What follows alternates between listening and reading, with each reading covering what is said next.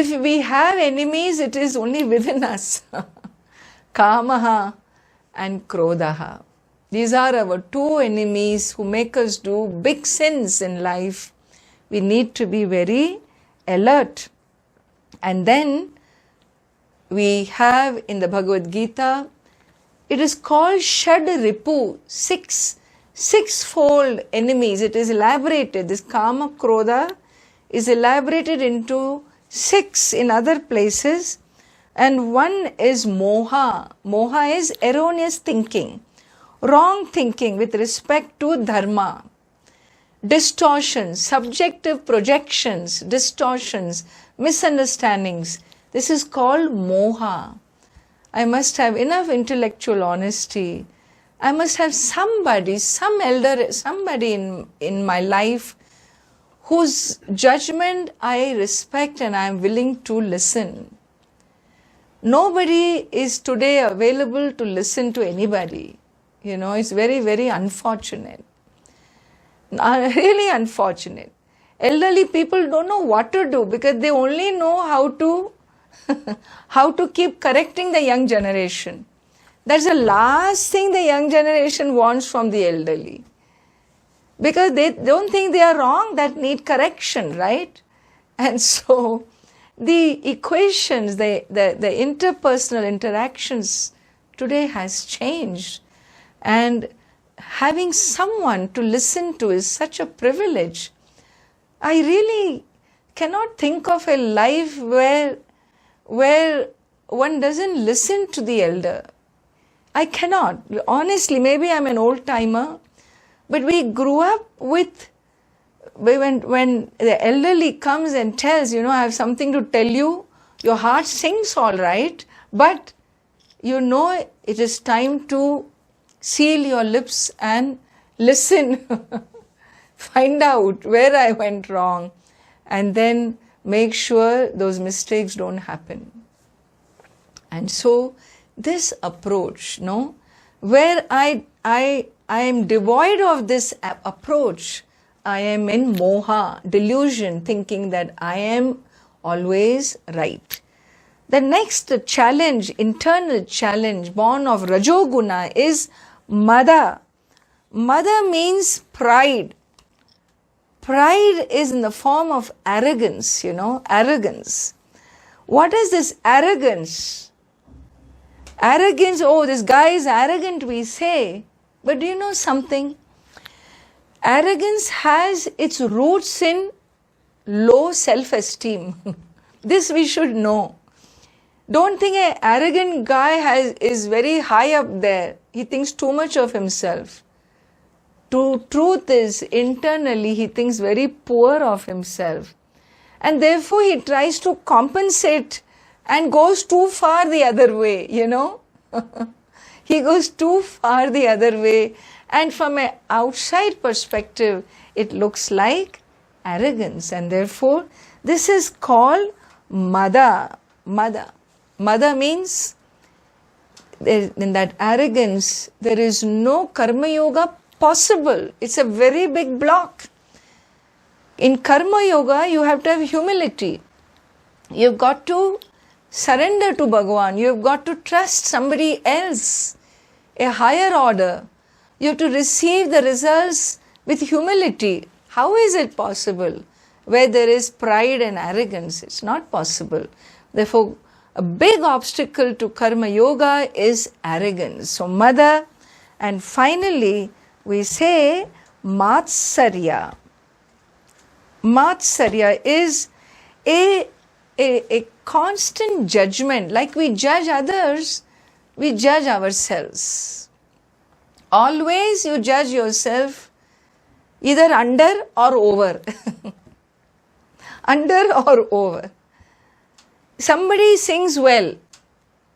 Appreciate that somebody.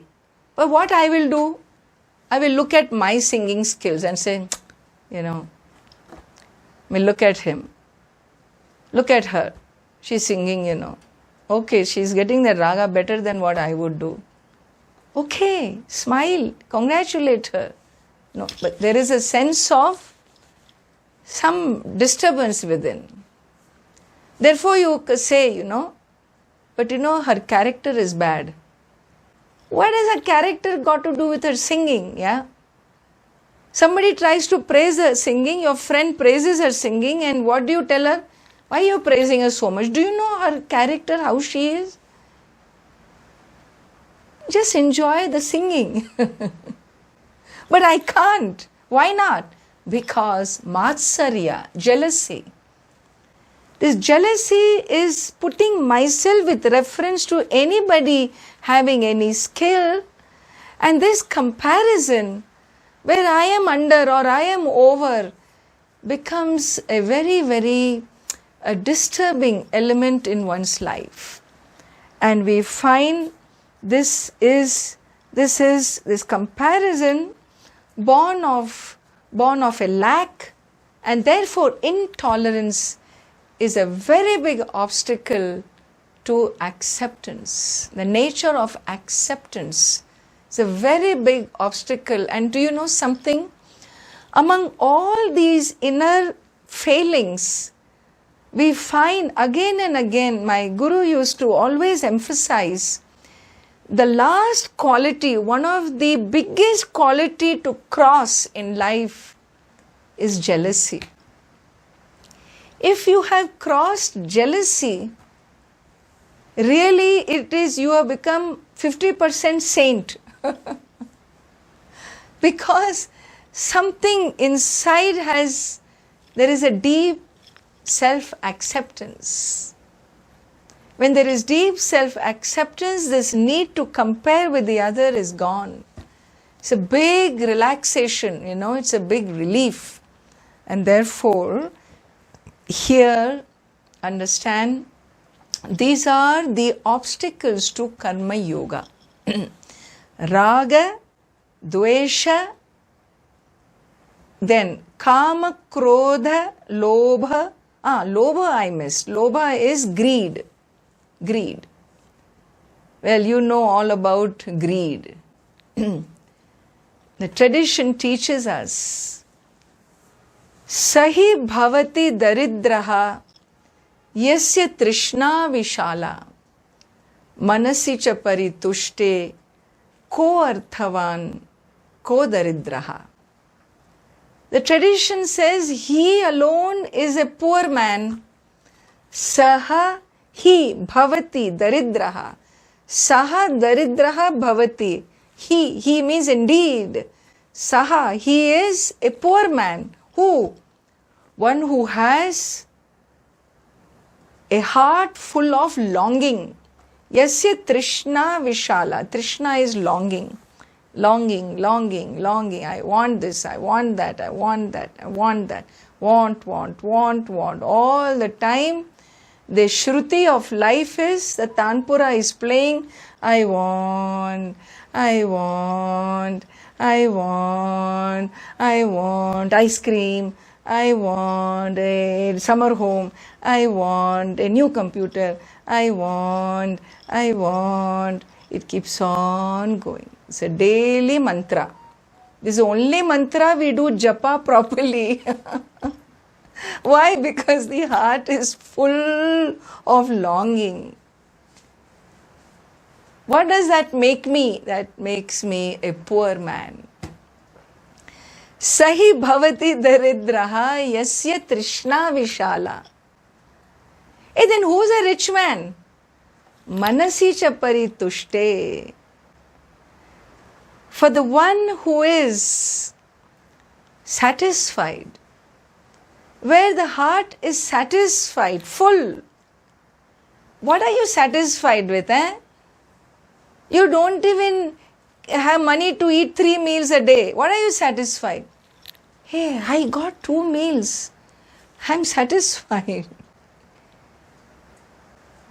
How many things you want? 1 husband, be satisfied.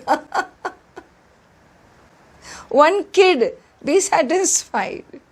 1 house, 1 job. Everything is 1. Be satisfied. 1 bank account, it's okay. Be satisfied. Satisfied. Manasi cha paritushte, where there is satisfaction. Is there anything more to be said? Ko arthavan, ko daridraha? Do we need to define who's a rich man, who's a poor man? That's what is being asked here. Manasicha paritushte ko arthavan, ko daridraha. Who's a rich man, who's a poor man? You decide. And therefore, to be satisfied is about living in gratitude, seeing what I have in life, seeing that the glass is half full rather than half empty, Being satisfied is focusing. Both is true. The glass is half empty, is true. Equally true is glass is half full. Both sides is true. Where is your focus? If your focus is on half full, heart will be satisfied. If your focus is on half empty, I will be a poor man, longing always to fill up, not enjoying what I have. And therefore, these sixfold enemies that follow us every day upon waking to sleep, they just hang in our soul, in our heart, in our thought system. And they need to be cut away, thrown away. And so these are the obstacles to Karma Yoga. So you have understood the obstacles. You have Raga, Dvesha as one unit. And the consequence of Raga, Dvesha, you experience in your life through these sixfold inner enemies. Alright? Obstacle to Karma Yoga, according to Bhagavad Gita.